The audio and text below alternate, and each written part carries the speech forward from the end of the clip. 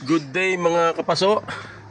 Guys, ngayong tanghali tayo po ay magbablog patungkol po sa ating dragon fruit na kulay black dragon fruit. Kasi last year nagbulaklak ito pero nalaglag, hindi lumaki. Ngayon marami na siyang bulaklak guys. Oh. Dito meron siyang tatlo. Ayan po, yan.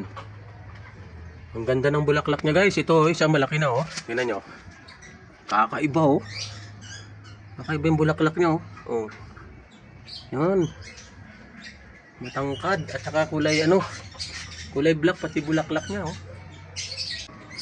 Yan, saka meron pa siya ditong isa. Ayan. Tignan nyo guys, ayan oh.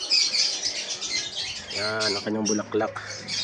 So ito ay isang self-sterile at marami naman siya mga kabats na mga nagbulaklak na ibang variety na pwede nating i-pollinate sa kanya para mabuo ang kanyang bulaklak na ito. Ang ganda pala guys.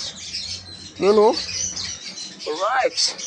So abangan nyo guys kung anong itsura ng bunga nito at kung ano ang lasa. Meron kasing nagsasabi na yan daw po ay pangit ang lasa, pero na bang isa may nagsasabi na matamis. So hindi ko alam kung alin doon ang tama kasi palagay ko mayroon pang isang variety ng dragon fruit na black. Dalawa ata ito. So sana. Alright. Thanks for watching.